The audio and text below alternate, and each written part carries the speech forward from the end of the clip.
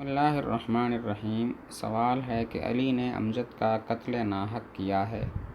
اب وہ علی پوچھتا ہے کہ میں چاہے ساری زندگی بھی نیکی کے کام کر لوں، تب بھی جانا تو میں نے جہنم میں ہے، اس لیے میں برائی کے راستے کو نہیں چھوڑوں گا۔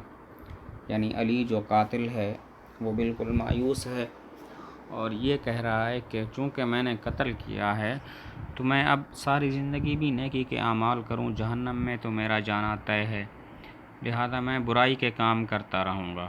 تو اس علی کے لیے کیا حکم ہے؟ جواب یہ ہے کہ علی کا ایسا سمجھنا غلط ہے۔ اللہ تعالیٰ نے ارشاد فرمایا، ان اللہ لا یغفر ان یشرک بہ ویغفر ما دون ذلک لمن یشاء۔ اللہ تعالیٰ شرک تو معاف نہیں کریں گے، اس کے علاوہ باقی گناہوں کو جس کو چاہیں گے معاف کر دیں گے۔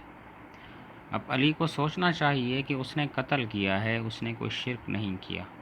اللہ تعالیٰ چاہیں تو اس قتل کے گناہ کو معاف بھی کر سکتے ہیں، لہذا علی کو چاہیے کہ وہ رو رو کر اللہ تعالیٰ سے معافی مانگے، گڑ گڑائے، توبہ اور استغفار کرے، اور نیز یہ بھی دعا کرے کہ اللہ تعالیٰ امجد کے اولیاء، امجد کے جو ورثاء ہیں، اس کے والدین، اس کے رشتہ دار، وہ بھی اس کو معاف کر دیں۔ یہ دعا کرے کہ اللہ ان کے دل میں ڈال دے کہ وہ علی کو معاف کر دیں۔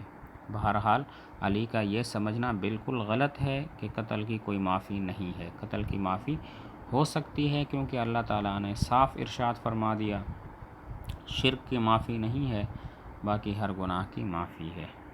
السلام علیکم ورحمۃ اللہ وبرکاتہ۔